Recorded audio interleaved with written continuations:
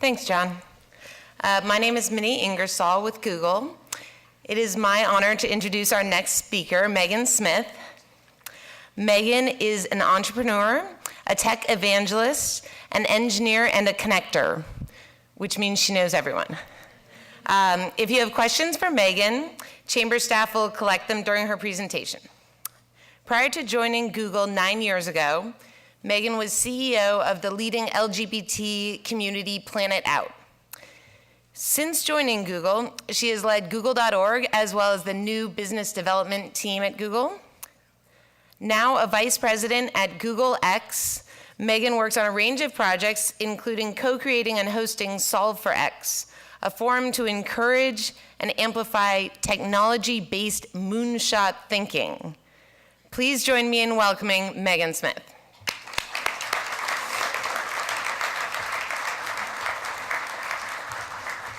Good morning. So I have some slides. What I wanted to do was, there's so many amazing trends emerging, and I wanted to just run through, I'm going to do photographs, and run through some photographs of things that I think really impact the conversation we're having in so many different ways. So just starting with, I don't know if I want to use this one or this one. He told me this. Yeah, this one? You getting there yet? Hello? Should I try this instead? No. What do you suggest? Hold it longer? I'll try different things. By the way, I saw this X up here. X's follow me around, and there we are. One time I work at Google X. I was working on Solve for X. I was doing something with Peter Diamandis from the X Prize. I'm on the MIT board, and we were launching edX. And I just saw this X. I want someone to tell me what this is. Is this for the exchange? But my son was 6 at the time, Alex, and he looked at me. He's like, "What's the matter with A?" Love it. Okay, so what I wanted to start with was this image that was up there just a second ago. Hold on. I don't know why is it automatic playing for some reason? There. Okay. This is an image of one of our engineers hooked up our data centers to a globe just to illustrate the Google traffic. And to me, it's Google traffic. You can think of it as internet traffic. But I love this because it's so profound to think about how networked we are. For the first time in history, the level of networking interconnection that we have, the level of talent that is wired. And just from the colors are language, so you see a lot of English in the US, and the lighter green is Spanish and then Portuguese. You can see some of the islands, there's Hawaii, a little bit of, there's some Spanish and French and other things coming out. But just we are so wired. It's worth pausing and noticing that. And I wanted to put these guys up here because we've been talking about our economy and in a lot of ways I think about our techies, the people I work with all the time, the developers who are all around us. And we all know them so well here in San Francisco and the Bay Area, the entrepreneurial programmers. But these are some computer science recent grads in Herat, Afghanistan. And they're about 80 miles from the Iran border, and we got to work with them because the DoD fixed up this old hotel as a startup incubator, just like lots of them around us. And so they gather here, and they've started 6 companies. And if you think about it, there's 18 million programmers in the world, and they're probably the most interconnected because they use open source. They use all this way they collaborate online in a way that I think all of us are moving towards. And so it's interesting to think about this. And as it relates to San Francisco, and I'm really looking forward to hearing from Enrico because I think I resonate with a lot of things you're looking at, it only builds us. The connecting of everybody, it's not a zero-sum game anymore. It's one where all boats can rise, and by collaborating, you get more. It's generative. And so the more we connect with talent around the world, the more I think the Bay Area will benefit as leaders. Just thinking about the adjacency of things in the networking, we've seen Arab Spring and other change movements. This is a march in Colombia. It's against the terrorist group, the FARC, and it's happened twice, and it came from one Facebook group of 450,000 people in that group, and 12 million people marched. Just thinking about how things are adjacent. In this case, maybe the group doesn't know exactly how things will progress, how to solve the problems. We look at Egypt, how to evolve. But people's point of view has become adjacent in a way that they're beginning to act together in really interesting ways. This is, everybody's familiar with Wikipedia, which is so awesome. This is a tool that one of the engineers in Bangalore and Google made called MapMaker, and it lets people, only about 30 to 40% of the world has metadata for mapping. And mapping is so important for so many things, for ambulances, for commerce, for knowing where to go. This is Lahore, Pakistan, and the tool allows people to draw themselves onto the map, and this is what the people there did across 3 months. And so sometimes I think one of the other things that's become adjacent is the ability to collaborate together, what people know, and how they can share it with each other, as illustrated by what you think about these, I call Model A, Model T, the beginning of what we can do together. This is the activity on that tool. It's just so impressive to see how people are helping each other, adding themselves, helping themselves, and really building towards, in this case, a common data set that really has impact. One of the other things that I think is a huge opportunity, this is an image from a conference that the Google Ideas team has. They convene, they're a think and do tank, and they convene groups that might not normally meet. This was a meeting in Dublin of former violent extremists. So 50 former violent extremists, former Al-Qaeda, former LA gang, former white supremacists, former IRA and others, who had done very violent and bad things and had gone to jail in many cases for many years and had reformed themselves and were now working towards justice and peace, and in many cases reaching out to youth to help them not get caught in the same trap that that person had gotten caught in propaganda that had brought them to these violent acts. What I think this to me illustrates is thinking broadly about any problem you're working on, whether it's a business problem, a social problem, an artistic problem, and who are your co-collaborators? Because in this case, if we're working on peace and justice and those things, these people are some of the most knowledgeable folks who could help us solve problems, for example, in our cities or with youth who are getting disconnected. They were disconnected. They are experts in how to reconnect. So figuring out using the network to interconnect the right kinds of people to solve problems together in incredibly collaborative ways. It's an opportunity that we can now have at a level that's not so expensive and crazy anymore. Around environmental issues, we're such leaders in the Bay Area on environment.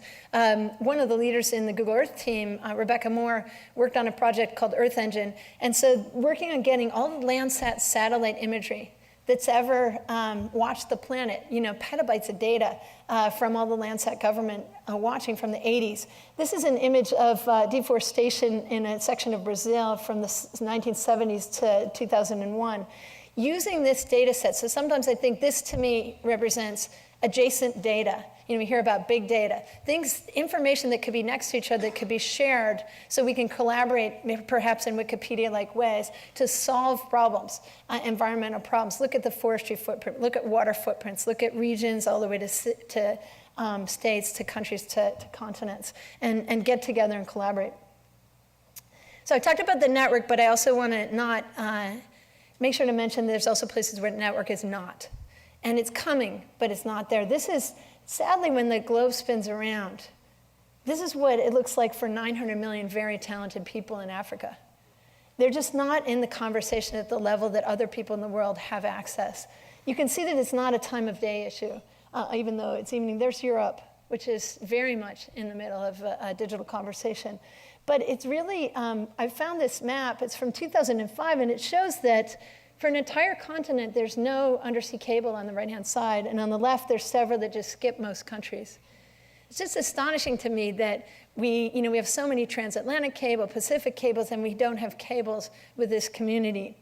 The good news is that the mobile phone revolution is changing that. Right now, if you're in these countries, you have fabulous voice and text access. In most cases, most have deregulated, and there's multiple carriers, and there's reasonable price points. But the issue still lives with, over in the bottom there, you see the satellite dish.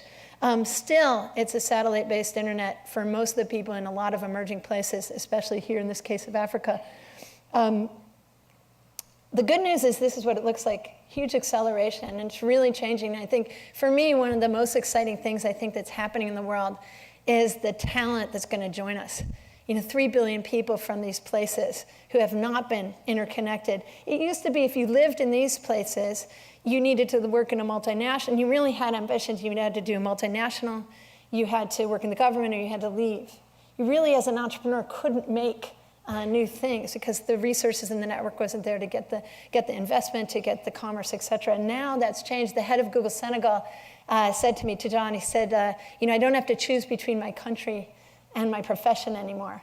And one of the economic downturn was very difficult for everybody, but one of the silver linings was that many of the diaspora folks from these places who came to the US and other developed countries for education, for JDs, MBAs, engineering degrees, masters, et cetera, went home. And so the talent came back. And I think that doesn't mean we lose that talent, although I'm a huge fan of open immigration and making sure we're getting the best talent like we always have in America and being open to that, but also that we'll be able to collaborate with these people wherever they are as the network comes. And just quickly, this is mobile payments. Most advanced mobile payments places in the world are South Korea, Japan, and Kenya. This is anti-corruption reporting along truck routes, the kinds of applications that can come. Ushahidi, one of the best social companies. Most people don't know it because it's used for crisis response, but amazing value in Japan and Haiti and other places. And real companies, just like our South of Market companies, is the Homeboys. They're in Nairobi. They're an amazing new media company. And also a change in how development and NGOs work, much more like our model. Angel investing in super talent like Tabitha and Salim here by other people rather than bringing and forcing our ideas in. And last is around the youth talent. This is a project in Ethiopia that Nicholas Negroponte, who's created the $100, the one laptop per child program, founded the MIT Media Lab, and Dr. Marianne Wolf here, who's an educator from Tufts. These kids have tablets, and nobody can read within miles of where these kids live. And so they just decided for the 50 to 100 million kids who don't have access to a teacher and won't have access to a teacher for a long time, is there something we could do to jumpstart and onboard them? And so this is an experiment to just give them tablets with the stuff we would give our kids, filled with literacy, filled with numeracy, filled with fun apps. And so the kids use about 50 apps within the first week. Nobody tells them how to do anything. And these two guys come in and they switch the SIM cards every 2 weeks and see what the kids have been up to. And it's really exciting because they've had them for almost a year now.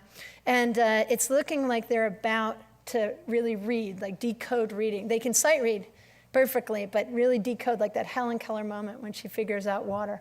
I put them here with these kids who won the Google Science Fair last year because Brittany's from Florida, the two guys here are from Swaziland. Someday these kids will be these kids, and the faster we move to get the network in their hands, the faster this will happen. And then we have a fun project at Google X called Project Loon. And so just thinking about new ways that you can get people online. This is for very rural places, the idea of launching balloons. There's a video up that are up above the airplanes. And they interconnect with each other, and they interconnect with the providers on the ground. And so sort of 3G speeds, and we're doing some experiments over Christchurch in New Zealand right now. And so thinking differently about how we're going to get all of us connected because of the talent and value that's there. Last thing before I jump into, I was going to tell you a little bit about Google X, as I promised I would, about the network. I'm from Buffalo, New York, and so I think about the Erie Canal and give them a shout out. But you can think about the Silk Road. Networking and the evolution of thought and the evolution of commerce. The Erie Canal dropped the grain price by a factor of 10 for getting goods out of the Midwest, just huge for economic development. So I think about the internet in the same way as any kind of network.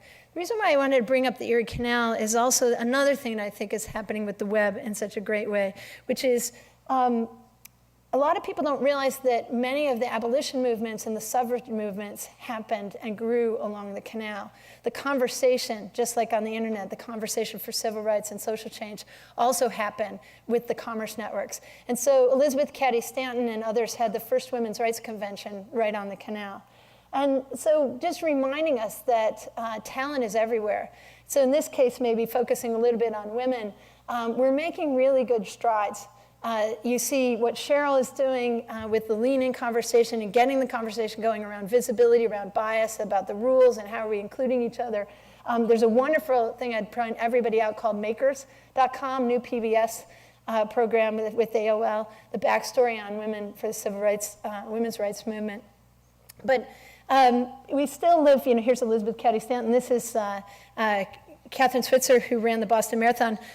We need to know these stories because out of them, we create empathy and we include people. Catherine was running the Boston Marathon, first woman to officially run, to officially enter. This is the race director ripping the numbers off of her trying to do that.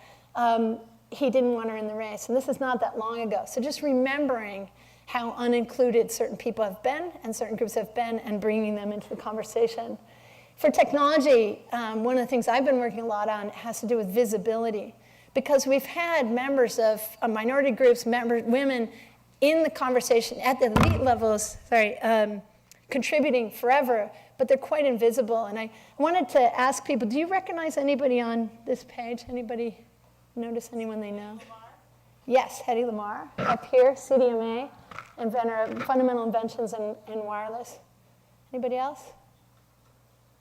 This is Grace Hopper. She is responsible for the whole idea of subroutines and computer languages, coined the word bug, incredible rear admiral in the Navy. This is the ENIAC programmers. They're the first digital programmers in the United States. They were computers, and they were actual computers. That was their job, and they were asked by the ENIAC folks to help them figure out how to program this physical device they had made, and they actually were the first people to figure out sort routines and other things. Katherine Johnson, African-American woman who calculated Alan Shepard's trajectory, John Glenn's trajectory, the Apollo mission. I don't know why you don't know about her. She's 96, incredible mathematician. Bletchley Park, code crackers for World War II, shortened the war by 2 years, saved 11 million lives. These people were, more than half women. Sort of Rosie the mathematician. And so we're here, like in the Bay Area, where Rosie is coined, right, in Richmond, right? One thing I would notice that I was looking up some things about Rosie and about the openings of the rebuilding the Pacific Fleet here. Apparently, we opened tons of daycare centers at the same time. So where there's a will, there's a way. It's interesting research. Okay, so I'm going to jump ahead and talk and finish up with just a couple bright spots, which is we're starting to. I want to point you to Harvey Mudd and do some work looking at this. Harvey Mudd is now half women and men in the computer science department. So they've debugged and figured this out. Education is coming online. We're starting to see master teachers able to reach us. We're starting to see the beginnings. This is Daphne Kohler's TED Talk. We're starting to see the beginnings of personalized learning. So instead of a bell-shaped curve and half the class is supposed to learn and half doesn't, we see much more of mastery learning, where only a few kids are not getting, you could intervene for that. First, robotics. One of the biggest things we need to do, and I think San Francisco could lead here, is to really adapt our schools to be much more project learning based, to look much more like where we work and how we do things. First Robotics Nationals, it might as well be Friday Night Lights in St. Louis. The kids are on fire. There's 73 regionals. 10% of the incoming MIT class did First Robotics. Remembering that the kids are going to live 100 years, and that having the core curriculum be only about the content and jamming all this content in their heads is not really what we need our young people to do. We need them to be passionate, like all of us. We need them to know about collaboration and inclusion and difference. Our third grader has, in effort, there's joy in his class. And I think that should be the fundamental goal for education as we teach them the learning stuff. The very last thing I'll say is, before we jump to questions, is we have this reputation at Google X of being this lab of wildest dreams. And, it's a lot to live up to, but just to give a peek, it's very skunkworks-like, like all of the places we all work, in the techie space. It's a lot of hardware. We are very much more focused much more on hardware with software than other parts of Google, and we really want to make 10x projects, things that would make a big difference. We sometimes call it moonshot thinking, which means go address a huge problem with some kind of breakthrough technology and figure out how to scale it. Things like the self-driving car, which could save lives and time and gas. Some of the things the car sees. This is things like Google Glass, being able to photography and interact with people real time, get information as you're on the go. Starting to partner, just the beginning of this product, starting to partner with all kinds of amazing developers to do things. And then thinking about ourselves more like Willy Wonka's lab. And that's how we feel. It should be fun where we are, and we hope that this just emanates out, that everybody should get to work in places like this. We sometimes call it Peter or Petra Pan with PhD, really bringing the academics together with the innovators, together with cross-collaborative folks.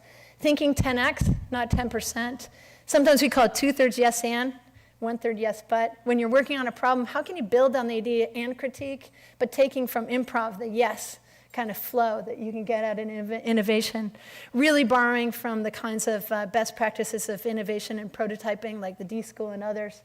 And then last, this is something that my friend Astra Teller and I created, which is Solve for X, which is a forum for sharing proposals for moonshots, for when we partner with many people.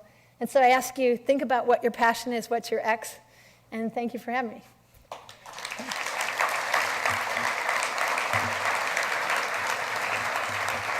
I don't know if you have time for, do you have time for questions? Or? Thank you. Yeah, sure. We have time for one question. Okay. And now that I have the mic on, we're so focused a number of on developing talent abroad, and we have such risk locally, California and our nation, the achievement gap and those issues that are facing education. What are your thoughts on what we could do in our own backyard to help kids get a leg up too in the world? Yeah, I have a bunch of ideas about that. One of the things I'd ask you to kind of notice in yourself, do you remember the moment in your education when you got to work on some cool project or something? It might have been, you know, for me it was science fair projects and those kinds of projects. It might have been more writing project or other, or an art project. But do people, show of hands, like, do you remember that teacher and that project? Yes? Yeah, it's like that moment is a really fundamental moment. And we need to think about how is it that we make our schools about those moments, having more of those, and having more of those be collaborative times. So that's why in the school where I got to go to school, they don't even call it science class anymore, they call it project time, which changes the design center of what they're going to do during that hour or period of time. They're going to do projects, they're going to happen to learn science and learn an awful lot. But just by way of example, our younger son was learning about birds, and instead of the teacher standing up there, this is second grade, and saying, and then there's this bird, and then there's this, you know, lecture format, she just gave them each a bird. And then they went and investigated in all kinds of ways. They had act like the bird and make the bird. And kids are so obsessed with what their friends are doing. Every kid in that class knew everything about everybody else's bird and theirs. And so it was this incredibly effective collaborative way to teach a topic, and they are super experts on birds, and you could teach like that. We have master teachers, and one of the sad things in education is we don't let our teachers disrupt us. So we have to let them, just like in technology, we let our entrepreneurs disrupt us. Let our master teachers help us. And so I would say that the best way to get our people on board is to help our younger students feel the passion of making things and building things, and then they'll pull themselves into our industry. The only last thing that I would say, which is a practical point, in Web 1.0 there's an incredible program called OpNet, which is called OpportunityNet. And I think there's probably a way to do a much more scaled version of what that was, but it was down the hall from us. We were here with Planet Out, just south of Market. There were a room with computers, and they would take at-risk 18 to 24-year-olds, bring them in, and I can't remember if it was for a month or 3 months, but do some basic training. And then they offered them as interns, and the state would pay half of minimum wage for 6 months. All of us took them. I remember we took them, Craigslist, everybody had these interns. They were fabulous. And so because we were all startups, we were happy and lucky to have the state help us with these young people. And then after 6 months, of course, they were completely embedded in our team. They were trained. It was fabulous, and we hired them.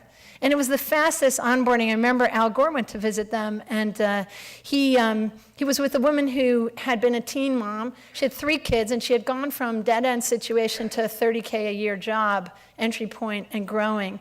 And it was just such a great story. And I think that we could think about how do we onboard the networks that are disconnected here in the Valley, our tech and entrepreneurial and business community network, with the groups who could be part but are not connected, and thinking about programs like OpNet And now we have things like Code Academy and other stuff to more quickly onboard many more people, and we could use Meetup, et cetera, so to make that happen. So I think between those two things, passion and then action programs.